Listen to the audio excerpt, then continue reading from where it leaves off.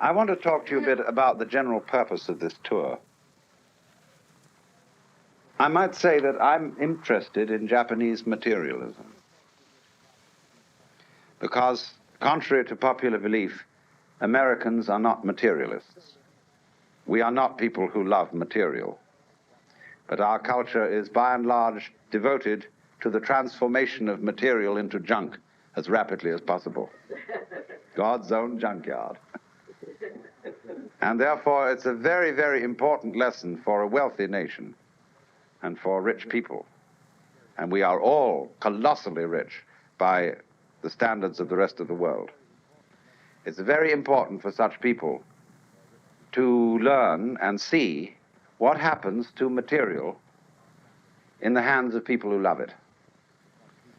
And so you might say that in Japan and in China, but in Japan in a peculiar way, the underlying philosophy of life is a spiritual materialism.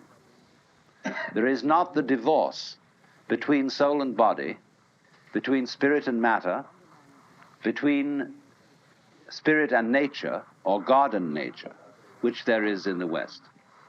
And therefore, there is not the same kind of contempt for material things. We regard matter as something that gets in our way, something whose limitations are to be abolished as fast as possible. And therefore, we have bulldozers and every kind of technical device for knocking it out of the way. And we like to do as much obliteration of time and space as possible. We talk about killing time and getting there as fast as possible. But of course, as you notice in Tokyo, and as you're noticing here, the nearer it gets to you by time, by the abolition of distance, the more it's the same place from which you started. And so this is one of the great difficulties. What is going to happen to this city and this country when it becomes the same place as California? In the same way, in other words, you could take a streetcar from one end of town to another and it's the same town. So if you can take a jet plane from one city to another, and everybody's doing it, not just a privileged few, then they're going to be the same town. So to preserve the whole world from indefinite Los Angelization,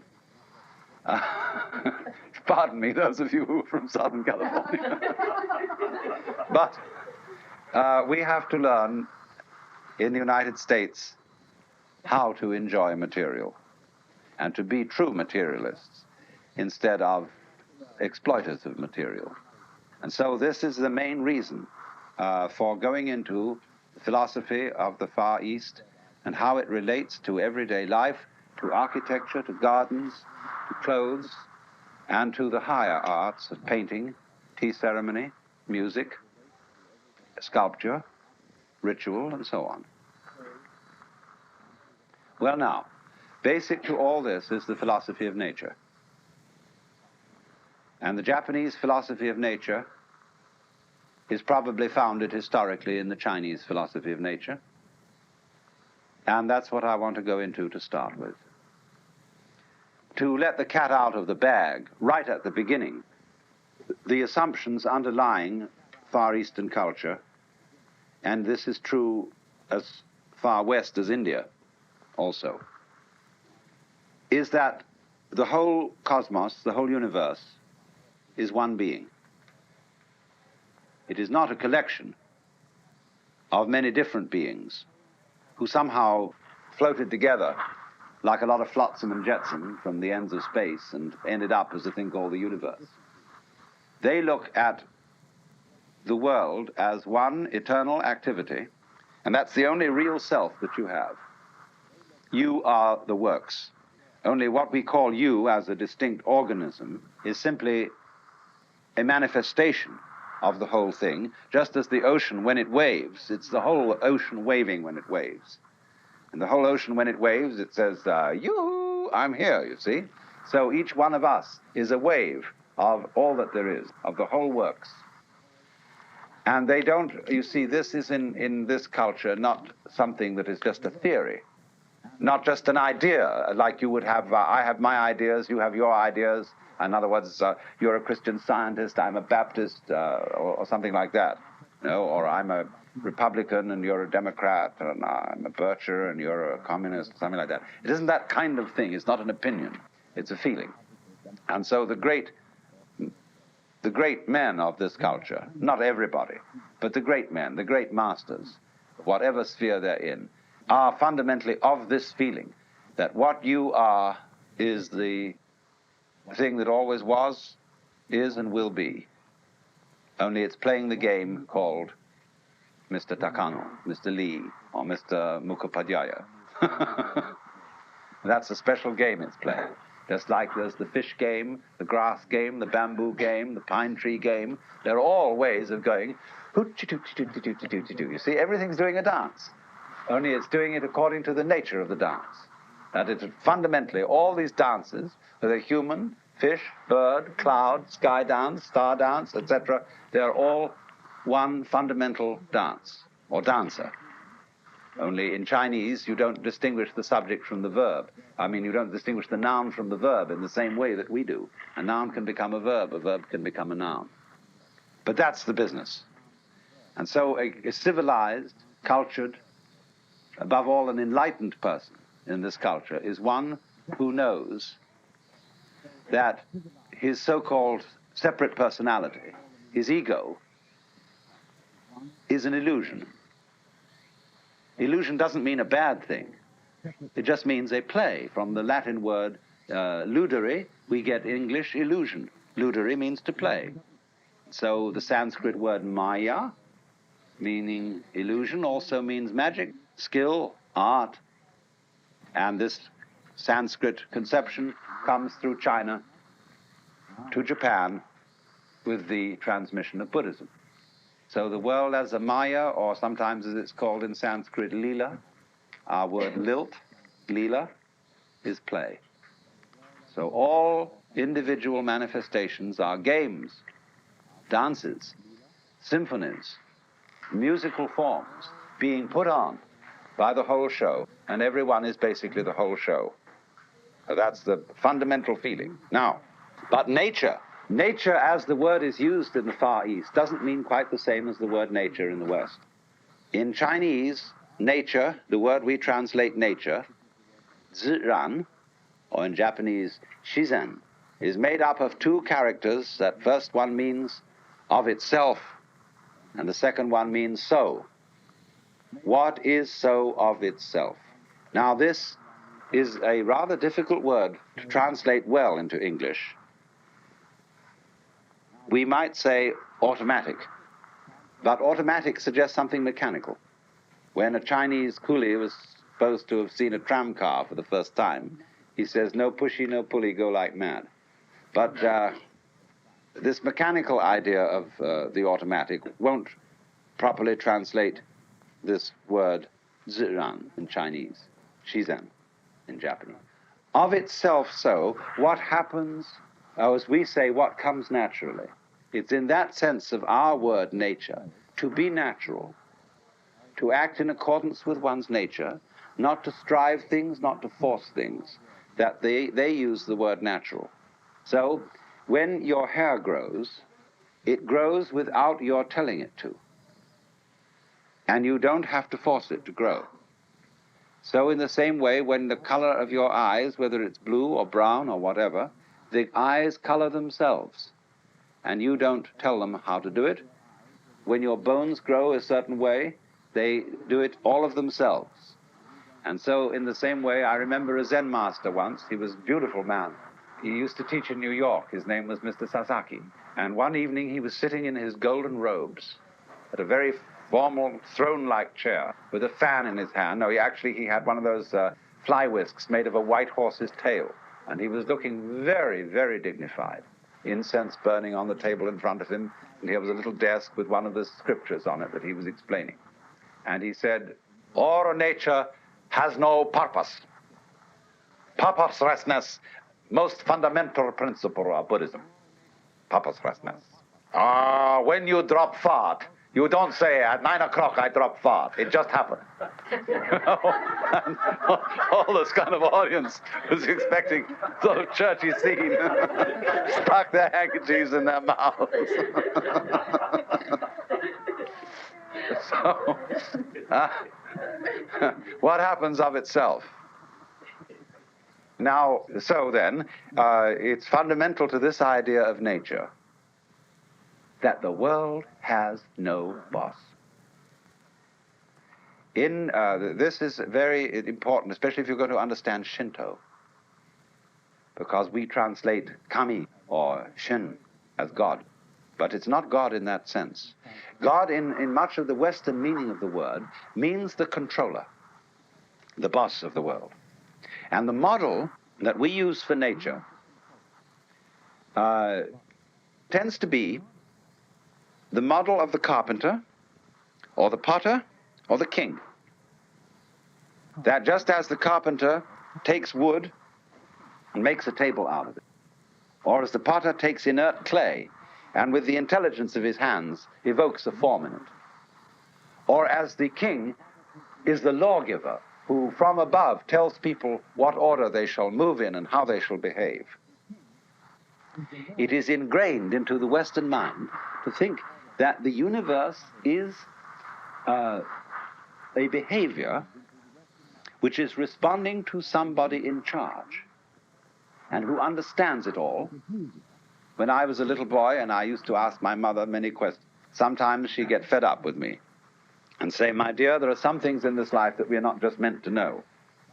And so I said, "Well, what about it? Will we ever know?" Well, she said, "Yes, when you die and you go to heaven, God will make it all clear." And I used to think that maybe on wet afternoons in heaven, we'd all sit around God's throne and say, "Heavenly Father, why are the leaves green?" And he would say, "Because of the chlorophyll." And we would say, "Oh."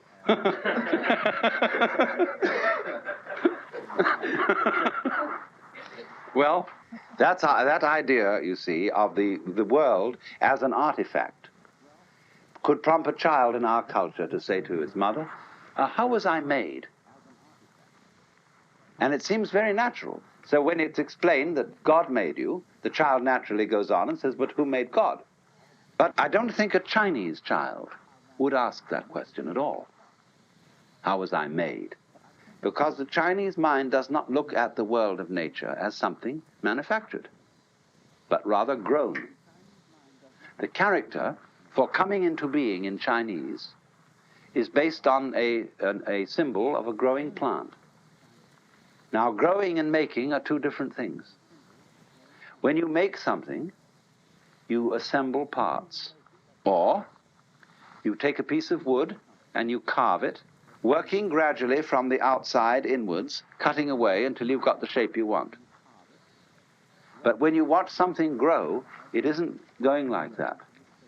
If you see, for example, a fast motion movie of a rose growing, you will see that the process goes from the inside to the outside. It is, as it were, something expanding from a center. And so far from being an addition of parts, it all grows together, all moves all over itself at once. And the same is true when you're watching the formation of crystals, or even if you're watching a photographic plate being developed. Suddenly, all over the area of the plate, over the field, shall we call it, like a magnetic field, it all arises. Now that idea of the world as growing and as not obeying any laws, because there is in Chinese philosophy no difference between the Tao, that is the word T-A-O, Japanese do. There is no difference between the way, the power of nature, and the things in nature. It isn't, you see, when I stir up wind with this fan, it isn't simply that the wind obeys the fan. There wouldn't be a fan in my hand unless there were wind around. Unless there were air, no fan. So the air brings the fan into being as much as the fan brings the air into being. So they don't think in this way of obeying all the time. Masters and slaves, Lord and servant. Nature, Lao Tzu, who wrote the supposed to have written the Tao Te Ching, the fundamental book of the Taoist philosophy. He lived probably a little before 300 BC, although tradition makes him a contemporary of Confucius, who lived closer to 600. But he says in his book, the great Tao flows everywhere, to the left and to the right. It loves and nourishes all things, but does not lord it over them. And when merits are attained, it makes no claim to them. So the corollary of that is that if this is the way nature is run, not by government, but by, as it were, letting everything follow its course, then the skillful man or woman, or the skillful ruler, or the sage, interferes as little as possible with the course of things. Of course, you can't help interfering. Every time you look at something, you change it. Your existence is, in a way, an interference. But if you think of yourself as something separate from the rest of the world, then you will think of interference, or not interference. But if you know that you're not separate from it, that you are just as much in and of nature as the wind or the clouds, then who interferes with what? But in general, the notion is that life is most skillfully lived when one sails a boat rather than rowing it. Now you see, it's more intelligent to sail than to row. With oars, I have to use my muscles and my effort to drag myself along the water. But with a sail, I let the wind do the work for me. More skillful still, when I learn to tack and let the wind blow me against the direction of the wind. Now that's the whole philosophy of the Tao. It's called in Chinese Wu Wei. Wu, non-wei, striving. In Japanese, Mui. I is Japanese for pronouncing the Chinese way. Mu is Chinese Wu. Mui, as distinct from Ui. Ui means to use effort, to go against the grain, to force things. Mui, not to go against the grain, to go with the grain. And so you will see around you in every direction examples of Mui, of the intelligent handling of nature so as to go with it rather than against it. For example, the famous art of judo is entirely based on this. When you are attacked, don't simply oppose the force used against you, but go in the same direction as it's going and lead it to its own downfall. So it is said, in the winter, there's a tough pine tree which has a branch like this with muscles.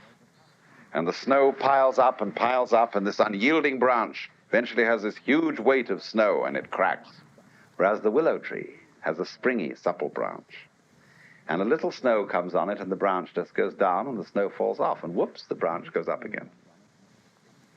So Lao Tzu said, man at his birth is supple and tender, but in death he is rigid and hard. Plants, when they are young, are soft and supple, but in death they are brittle and hard. So, suppleness and tenderness are the characteristics of life, and rigidity and hardness the characteristics of death. He made many references to water, said of all things in the world, nothing is more soft than water, and yet it wears away the hardest rocks. Furthermore, water is humble. It always seeks the low level, which men abhor. But yet, water finally overcomes everything. So when you watch water take the line of least resistance, you watch, for example, water poured out on the ground, and then you see it, as it were, ejecting fingers from itself. And some of those fingers stop, but one finger goes on. It's found the lowest level. Now you say, oh, but that's not the water. The water doesn't do anything. It's just the contours of the land. And because of the contours of the land, the water goes where the land makes it go. Think again. Does the sailing boat go where the wind makes it go? I never forget once I was sent out in the countryside, and a piece of thistledown flew out of the blue, came right down near me, and I put out a finger, and I caught it by one of its little tendrils. And it behaved just like catching a daddy longlegs. You know, when you catch one by one leg, it naturally struggles to get away. Well, this thing behaved just like that. And I thought, well, it's just the wind doing that. It only appears to look as if it was doing it. Then I thought again, wait a minute. It is the wind, yes, but it's also that this has the intelligence to grow itself so as to use the wind. You see that? That is intelligence. That little structure of thistledown is a form of intelligence just as surely as the construction of a house is a manifestation of intelligence. But it uses the wind. So in the same way, the water uses the conformations of the ground. Water isn't just dead stuff. It's not just being pushed around. Nothing is being pushed around in the Chinese view of nature. Because, you see, this is my next point. First point I've been saying is what they mean by nature, that it is something that happens of itself, that it has no boss. And the second point is that it does not, in the sense that it doesn't have a boss, somebody giving orders and somebody obeying orders. That leads further to an entirely different conception of cause and effect. Cause and effect is based on giving orders. When you say, something made this happen, it had to happen because of what happened before. Chinese doesn't think like that. Now, his idea of causality is called, or I say the concept which does duty for our idea of causality, is called mutual arising. Let's take the relationship between the back and the front of anything. Is the back the cause of the front, or is the front the cause of the back? What a silly question. It's obvious. If things don't have fronts, then they can't have backs. If they don't have backs, they can't have fronts. Front and back always go together. That is to say, they come into being together. And so, in just the same way as the front and the back arise together, the basic sort of Chinese Taoist philosophy sees everything in the world coming together. And this is called the philosophy of mutual interpenetration. In Japanese, Jiji Muge.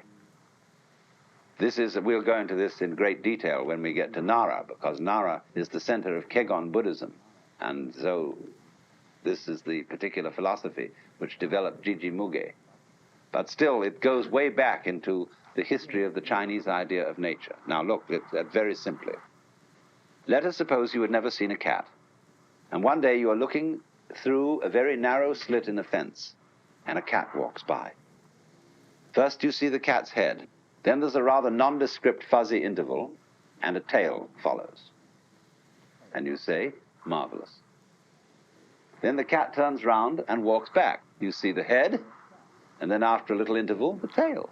You say, incredible. The cat turns round and walks back again, and you see first the head, and then the tail. And you say, this begins to look like a regularity. There must be some order in this phenomenon, because whenever I see the thing which I've labeled head, I later see the thing I labeled tail.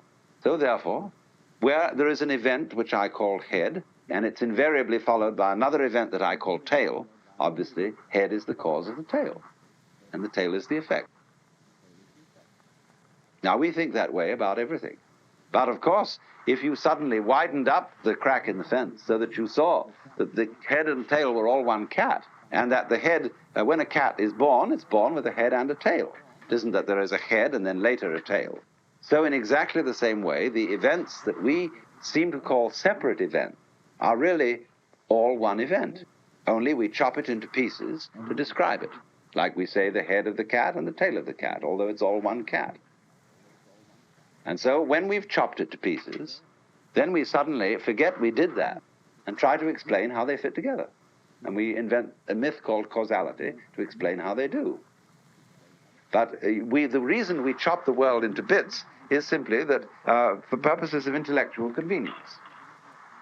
For example, our world is through and through wiggly. And you notice that very much, how these people, although they have marvelous symmetry and use of space in the construction of houses. They love wiggliness. And the garden, you see, is very fundamentally wiggly. They appreciate wiggly rocks. And when I remember so much as a child, wondering why the Chinese houses all had wiggly roofs, the way they were curved, and why the people looked more wiggly than our people look. Because the world is wiggly. Now, what are you going to do with a wiggly world? How are you going to, you've got to straighten it out. And so we notice, well, but that's the initial solution, is to try and straighten it out. And so people, of course, are very wiggly indeed. Only because we all appear together, we look regular. You know, we have 2 eyes, 1 nose, 1 mouth, 2 ears, and so on. And so we look regular, so we make sense. But if somebody had never seen a person before, they'd say, what is an extraordinary, amazing, wiggly phenomenon. But the world is wiggly. Now, one of the wiggliest things in the world is a fish. But somebody once found out they could use a net and catch a fish. Then they thought out a much better idea than that. They could catch the world with a net. A wiggly world. But what happens? Hang up a net in front of the world and look through it. What happens? You can count the wiggles by saying this wiggle goes so many holes across, so many holes down, so many holes across, so many to the left, so many to the right, so many up, so many down. And what you have the genesis of the calculus. And your net, as it were, breaks up the world into countable bits. As we now say in information theory, we have so many bits of information to process. In the same way, a bit is a bite. You're going to eat chicken, you can't swallow the whole chicken at once, so you've got to take it in bites. But you don't get a cut-up fryer out of the egg. So in the same way, the real universe has no bits. It's all one thing, it's not a lot of things. But in order to digest it with your mind, which thinks of one thing at a time, you've got to make a calculus, and you've got to chop the universe into bits so as to think about it and talk about it. You can see this whole fan at once. But if you want to talk about it, you have to talk about it bit by bit. Describe it. Go into the details. What details? Well, so with the world.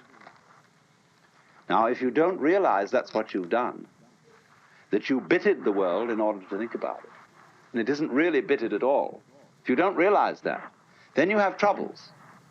Because then you've got to explain how the bits go together, how they connect with each other. And so you invent all sorts of ghosts called cause and effect, and influences, the word influence, you know. How do I influence you? As if I was something different from you. So influences and ghosts and spooks, all these things come into being if we forget that we made the initial step of breaking the unity into pieces in order to discuss it. So then, stepping back again, we have these very, very basic principles then. The world, as nature, what happens of itself, is looked upon as a living organism. And it doesn't have a boss, because things are not behaving in response to something that pushes them around. They are just behaving.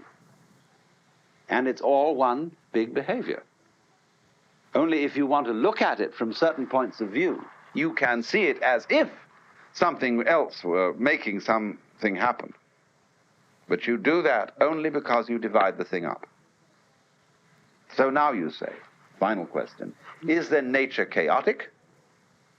Is there no law around here? There is not one single Chinese word that means the law of nature as we use it. The only word in Chinese that means law as we use it is a word zi. And this word is a character which represents a cauldron with a knife beside it. And this goes back to the fact that in very ancient times, when a certain emperor made laws for the people, he had the laws etched on the sacrificial cauldrons, so that when the people brought the sacrifices, they would read what was written on the cauldrons. And so this word zi But the sages, who were of a Taoist feeling at the time when this emperor lived, said, you shouldn't have done that, sir. Because the moment the people know what the law is, they develop a litigious spirit. And they'll say, well, now, did you mean this precisely? Did you mean that precisely? And we'll find a way of wangling around it. So they said that the nature of nature, Tao, is wuzi, which means lawless, but in that sense of law. But to say that nature is lawless is not to say that it's chaotic. Now, the Chinese word here for the order of nature is called in Japanese ri, Chinese li. Ri, a curious word. It originally meant the markings in jade, the grain in wood, or the fiber in muscle. Now, when you look at jade, you see it has this wonderful mottled markings in it. And you know somehow, and you can't explain why, those mottlings are not chaotic. When you look at the patterns of clouds, or the patterns of foam on the water, isn't it astounding? They never make an aesthetic mistake. Look at the way the stars are arranged. Well, they're not arranged. They're just like, they seem to be scattered through the sky like spray. But would you ever criticize the stars for being in poor taste? When you look at a mountain range, it's perfect. But somehow, this spontaneous, wiggly arrangement of nature is quite different from anything that we would call a mess. Look at an ashtray full of cigarette butts and screwed up bits of paper. Look at some modern painting where people have gone out of their way to create expensive messes. You see, they're different. And this is the whole joke, that we can't put our finger on what the difference is, although we jolly well know it. We can't define it. If we could define it, in other words, if we could define aesthetic beauty, it would cease to be interesting. In other words, if we could have a method which would automatically produce great artists, anybody could go to school and become a great artist. Their work would be the most boring kind of kitsch. But just because you don't know how it's done, that gives it an excitement. And so it is with this. There is no formula, that is to say, no rule, according to which all this happens. And yet it's not a mess. So this idea of ri, you can translate the word ri as organic pattern. And this ri is the word that they use for the order of nature instead of our idea of law, where the things are obeying something. If they are not obeying a governor in the sense of God, they are obeying principles, like a streetcar. Do you know that limerick? There was a young man who said, damn. Wait a moment. For it certainly seems that I am a creature that moves by indeterminate grooves. I'm not even a bus, I'm a tram. So that idea of the iron rails along which the course of life goes is absent here. And that is why, basically, this accounts for Chinese and Japanese humanism. And here, this is very important. There's a basic humanism to this culture. The people in this culture, Chinese and Japanese, don't feel guilty, ever. They feel ashamed, yes, of something. Shame because they have transgressed social requirements. But they are incapable of a sense of sin. They don't feel, in other words, that you are guilty because you exist. And you owe your existence to the Lord God, and you are a mistake anyway. You know, they don't feel that. They have social shame, but not metaphysical guilt. And that leads to a great relaxation. And you can sense it if you're sensitive, just walking around the streets. You realize that these people have not been tarred with that terrible monotheistic brush, which gives them the sense of guilt. So they work on the supposition that human nature, like all nature, is basically good. Basically, but its good is funny good. It consists in its good-bad. It consists in the passions as much as the virtues. In Chinese, there's the word ren. I don't know how it's pronounced in Japanese. I write it backwards. How do you pronounce that in Japanese? Jin. This means human-heartedness, humaneness, not in the sense of being humane in the sense of being kind necessarily, but of being human. So I say, oh, he's a great human being. Means that's the kind of person who's not a stuffed shirt, who is able to come off it, who can talk with you on a man-to-man basis, who recognizes along with you that he's a rascal too. And so men, for example, when they each affectionately call a friend of theirs, "Hi, you old bastard, how are you getting on?" This is a term of endearment. Because they know that he shares with them what I call the element of irreducible rascality that we all have. So then, if a person has this attitude, he's never going to be an overweening goody-goody. Confucius said, goody-goodies are the thieves of virtue. Because you see, if I am right and you are wrong, and we get into a fight, what I'm out to is a crusader against the wrong, and I'm going to obliterate you, or I'm going to demand your unconditional surrender. But if I say, no, I'm not right and you're not wrong, but I happen to want to carry off your women.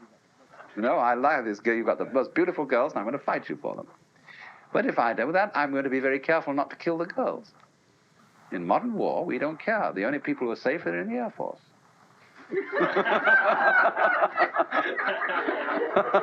They're way up there, you know, or else they've got subterranean caves they're in, you know. Women and children be damned. They can be frizzled. Hiroshima bomb. But we can sit in a plane and be safe.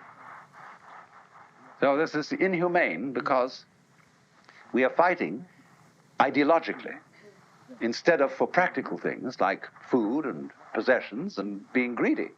So that's why the Confucian would say he trusts human passions more than he trusts human virtues, righteousness, goodness, principles, and all that highfalutin abstractions. Let's get down to earth. Let's come off it. So then, this is why the kind of man in whom the kind of nature, the kind of human nature in which trust is put. Because you see, look, if you are like the Christians and the Jews, not so much the Jews, but mostly the Christians, who don't trust human nature, say it's fallen, it's evil, it's perverse, that puts you in a very funny position. Because if you say human nature is not to be trusted, you can't even trust the fact that you don't trust it. See where you land out? You land out in a hopeless mess. Now, it's true, human nature is not always trustworthy, but you must proceed on the gamble that is trustworthy most of the time, or even 51% of the time. Because if you don't, what's your alternative? You have to have a police state. Everybody has to be watched and controlled, and then who's going to watch the police? And so you end up in this way in China.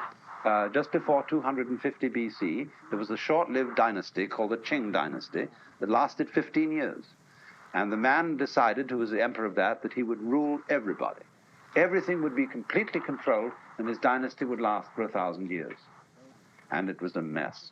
So the Han dynasty, which lasted from 250 BC to 250 AD, came into being. And the first thing they did was to abolish all laws, except about two. You know, elementary violence. You mustn't go around killing people and things like that, or robbing. And this Han dynasty marked the height of Chinese civilization. It was a real period of great, great sophistication and peace. China's golden age. I may be oversimplifying it, of course, what all historians do. But this was a marvelous thing, you see. But it's based on this whole idea of the humanism of the Far East, that although human beings are scallywags, they are no more so than cats and dogs and birds. And you must trust human nature, because if you can't, you're up the spout.